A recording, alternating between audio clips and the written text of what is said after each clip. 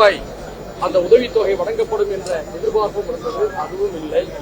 கடந்த தேர்தலின் போது 436 தேர்தல் வாக்குறுதிகளை தமிழக கட்சிகள் கொடுத்தது. அதில் அனைத்தையுமே முதல் பட்ஜெட்டிலேயே கொடுத்துவிட முடியும் என்பது நடைமுறை சாத்தியப்பட்டது. மிக முக்கியமான பலத்தை அவர்கள் அறிவிப்பார்கள் என்று எதிர்பார்த்திருந்த நிலையில ஒரு ஏமாற்றம் ஏற்பட்டிருக்கிறது.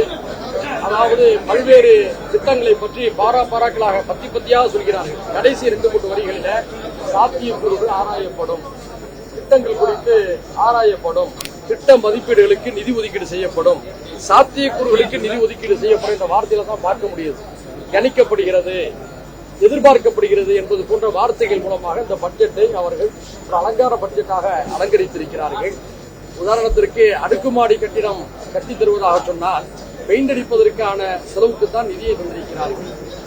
அது மட்டுமின்றி பள்ளி கல்வித்துறைக்கு அவர்கள் நிதியை குறைத்திருப்பது அதிர்ச்சி அளிக்கிறது. ஏனென்று சொன்னால் அது நிதி செலவல்ல, மனித வளங்களுக்கான எதிர்கால முதலீடு என்பதை புரிந்து கொள்ள வேண்டும். அதாவது கொய்யா பழத்தை எதிர்பார்த்து எல்லோரும் காத்திருந்தார்கள்.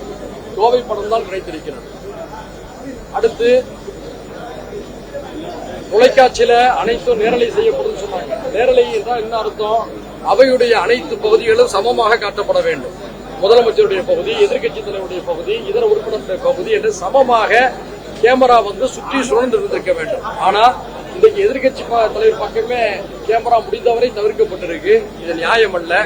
அதே போன்று எங்களை போன்ற தனி கட்சி தலைவர்களுக்கான இருக்கைகளை மாற்றியிருக்கிறார்கள். இது எந்த விதத்திலும் ஏற்புடையதல்ல. நாங்கள் சின்னங்களில போட்டியிடுவதில் வேறுபட்ட நிலைப்பாடுகள் எடுத்திருக்கலாம். ஆனால் தனித்தனி கட்சியாக நாங்கள் செயல்படுகின்றோம். தனித்தனி நிலைப்பாடுகளை கொண்டிருக்கின்றோம். தலைவர்களுக்கு என்று முன்வரிசை இருக்கையை ஏற்கனவே ஒதுக்கியிருந்தார்கள். இப்போது அது மாற்றப்பட்டிருக்கிறது. எங்களுடைய ஆட்சேபனையை நாங்கள் மாண்புமிகு சபாநாயகர் அவர்களும் நாங்கள் தெரிவித்திருக்கின்றோம்.